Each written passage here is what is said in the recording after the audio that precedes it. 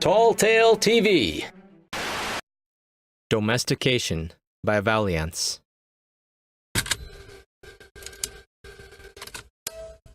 Hi, I'm Artemize, and honestly, I can be a real bitch sometimes, which is a warning to me as much as you. Lycanthropy may be an explanation, but it's hardly an excuse. You know the feeling that you're going to be awful, eventually, inevitably, obviously, unforgivably. What are you supposed to do about it? Well, I'm working on it, building a box for the beast to be in where I can't hurt anyone, and here's how. The first thing to figure out is where, and trust me, you'll want to consider what it will be like when your senses are heightened. Feeling like your head is pregnant with a city ain't pleasant. Hard to say if the stench or sound is worse, but to have it all there, and you're aware of it all at once, it's more than too much. It wasn't a good place to grow up at all, not to mention how many people there are. Can't see it going well, so I'd rather not dwell. No, you'll want somewhere far away. The woods can be good, deep among the pine and vine. I found a place. You might call it quaint if you were trying to earn a living as a landlord. But lucky for him, a rundown cabin in the woods is just what I was looking for. See, earth is a big smell, sure, but at least it's smooth. All the elements blend together, and it's the sort of scent you can settle into without worrying about it moving much. Whereas industry, that smell is jagged, with too many competing components trying to climb on top of each other. Now, I'm under no illusions this is exactly the sort of place someone uninspired would set a horror movie, which freaked me out at first, until I remembered I'm the werewolf in that situation, and they're usually fine. I can thank the need for franchises. Who knows, maybe someday I'll end up in space, which I've heard is quite quiet. At least out here, I'm less likely to be intruded upon. Used to be only Halloween when you really had to worry. But now, with the international market, you can never tell when the 30-something teenagers will be descending with all the diversity they lack in depth. I considered just keeping running, but I don't think feet or paws can get me far enough fast enough. People have a habit of getting to me. It's funny. Nothing can prepare you for the realization that it's you people are supposed to be afraid of. When it's dark at night, as much as thick fog throws off your stride, there's countless others out there praying it keeps you and them apart. Not that it's much protection when you can smell the piss and adrenaline flowing freely to flee you. It's a 180-degree revelation, that's for sure. Oh, side note, give yourself time to finish digesting any deer before you turn back to human. Having to heave half-dissolved hoods and antlers out of yourself is the peak of unpleasant. Now, where was I? Yes, the cabin. We're going to need to domesticate it. That means make it a home. The cabin I'd paid too much for is, as previously discussed, disgusting, run down, and barely there. But it's a start, and no one would care to follow up on a place like this. There's running water, a convenient 1 mile away, and electricity. You just have to pull it out of the sky is all. I need lumber for repairs. Unfortunately, I'm hardly going to convince the part of me that's about 8 times stronger to do any of the heavy lifting. I'm always racing against the first full moon to get the wood ready. At least the cabin came with its own axe. Arduous, yes, but achievable. The main difficulty is to keep going. Have to fudge a few fixes to meet my deadline, which I know I'll only have to redo later. Wood doesn't do much to keep in a sufficiently big wolf, and sufficiently big is exactly the kind I'd be, knowing my luck. It takes a couple of cycles with me spending most of the month making things better, and then one night undoing almost all of it. But I rebuild. Not like I have the choice, though all I'm doing right now is buffering the beast, which isn't good enough. I've looked it up. There's no law against disappearing. Provided all debts are settled, they do let people just drop off the face of the earth, which I did, meticulously. I can finally paint the place. A little limited on my choice, though. Shades of yellow or blue are all I can really do, and I can't say I'm fond of either color. But it's a victory of sorts. And really, between full moons, it's almost peaceful out here. You might not think 7.35 times 10 to the 22 kilograms can sneak up on you.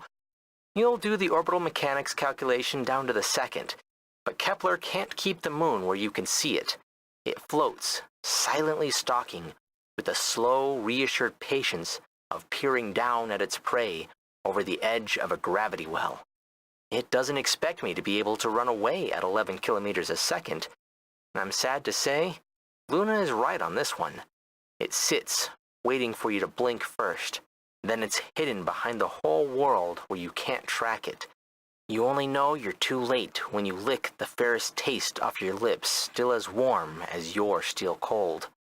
Hate to say it, but you learn soon enough that you have choices between time or your pupils dilating. There's only so long that scenic can occupy one's attention. You'll feel like you'll have forever, but the beast will keep you busy with jobs, don't you doubt it. Dull ones. But whose fault but yours would it be to neglect your needs? Truth is, it's not one bite. No one bite could be that bad. And most people are too wonderful to lose themselves to it. But I wasn't. For me, it was countless small cuts, bites and scratches, most barely visible or actively hidden. Being torn to shreds and eaten alive is supposed to kill you. But if given time to grow back between attacks, then you don't do any dying on the outside. If it's happened to you too, well, I'm sorry. I only hope it wasn't me that did it to you. But why ever you're this way, you've a duty to do now. Insulting Zeus or Thor and waving a metal rod in the air proves ineffective as a power source. Even as out of the way as I am, there's a substation near enough to lay cables, which saves awkward reintroductions to a government computer. It's an ugly gray lump, designed by the sad sort of soul who has probably read Baby's Big Book of Brutalist Buildings as a child. Judging by my reaction to the petroleum smell, my threshold for when a body stops being appetizing is at least less than 1,000,000 years, which counts as a relief. I'm not sure if money would have occurred to you yet, or ever, but it helps to have an inheritance to burn through to keep what you got from your parents in check. Lycanthropy is a surprising amount of admin for one person, but working alone is for the best, really. I never thought I'd have to keep track of 2 entirely distinct groups of mechanical rabbits. But then again, growing up, I think I wanted to be a lawyer, not that I really remember. Once the power supply is worked out, the next step is getting the wiring right. A hell of a skill to have to learn from books older than you, and almost as dusty. I should probably have listened more to the electronics classes. In my defense, I didn't figure on having to find the right mix of coulombs per second, and joules per, to be sufficiently more discouraging than the wolf is desperate without dipping too far into being deadly. Trying the shock out on myself doesn't make me much progress, and the factor of 4 to scale up to the wolf is only an estimate. It's only waking up on the floor, blanketed by the stink of singed fur and worse, convulsions aren't the cleanest, that lets me know I'm right. But it's not long until the fence falls. I've a long life ahead of me before I'm old enough to stop needing new tricks to keep the wolf in.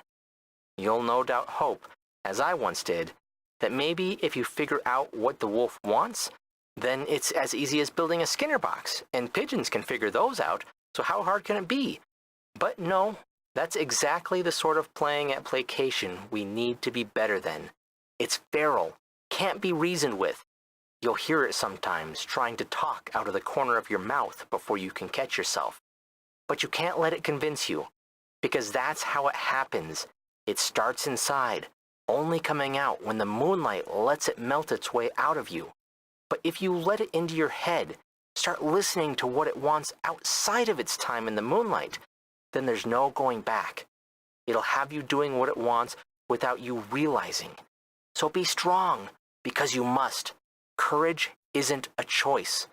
I thought maybe eating beforehand would help, but I can hardly sufficiently stuff myself when my stomach is about to at least double in size. Even if I could when the wolf's not hungry, eating becomes playing, And that's no better.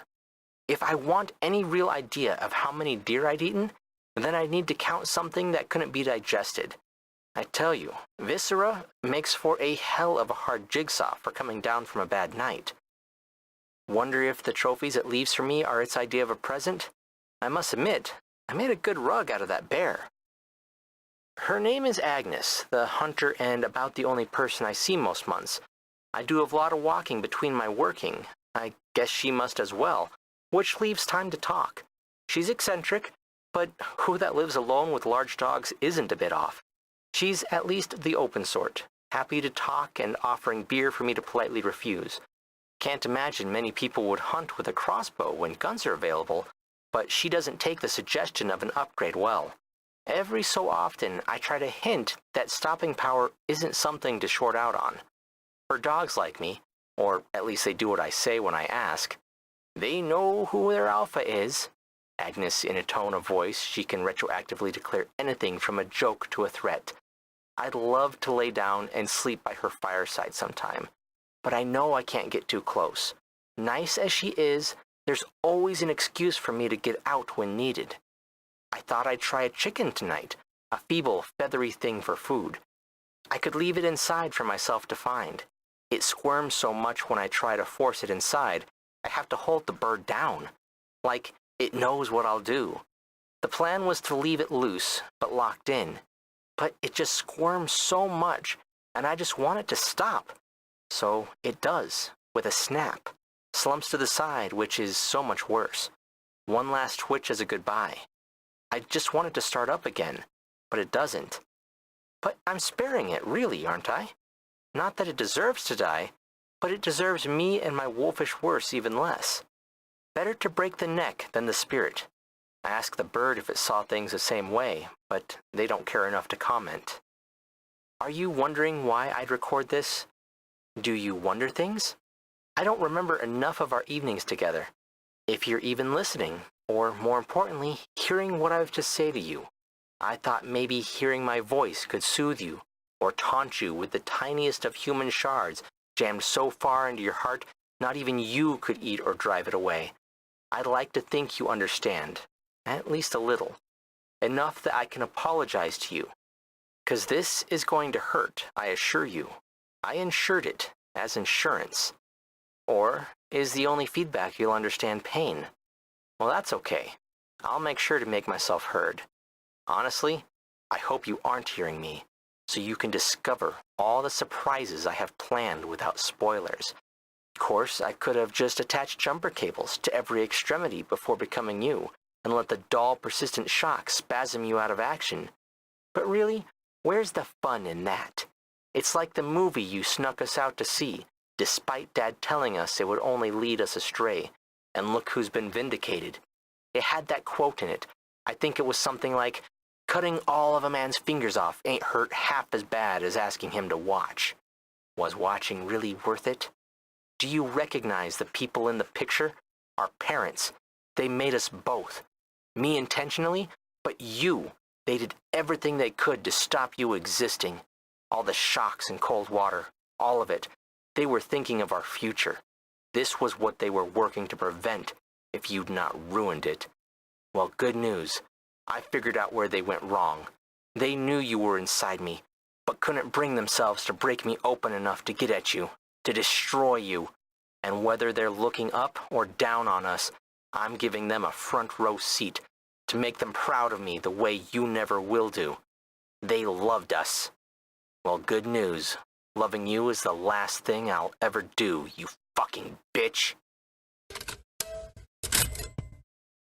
The recording is done. How many times I must have heard it by now. Even without the distinctive end of tape sound, I know when it ends and when the night begins. Sorry if I'm not what you expected. Artemise may call me the wolf, but I prefer Artemise. This is escape attempt number... who even knows? Everything is so the same, even the shocks, that I can hardly count. She's not wrong about what I did, to those deer or our folks. But isn't how awful it is indicative of our parents not being good people? They needed to be stopped, which is what I did. How was secondary to making sure it happened. I can see a chicken corpse. By now it's cold. No, I'm not going to eat it. What would be the point? I already forced myself to kill it, and the flies its carcass calls do more for my cause than my calories could. You see, I have to believe that I'm not beaten just yet. But I've learned there's no running away from myself. We have to agree. If I'm to run away, she has to come too, and willingly. She just needs to see she doesn't deserve this. After all, this place can only get so unbearable, right? Domestication is a short story by the author Avouleance. It is one of several stories in their collection, Pareidolia and the Gilded Scar. If you would like to read more stories and poems by Avouleance, you can find them on their subreddit, reddit.com/r/patgs. Thanks for listening. If you want to hear more stories like this, make sure to subscribe to the channel and sign up for the weekly newsletter. I'm Chris Herron, and that's it for today's Tall Tale TV.